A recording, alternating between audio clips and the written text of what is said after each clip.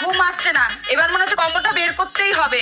দিদি, এ দিদি, কোথায় গেল? দিদি, এ দিদি,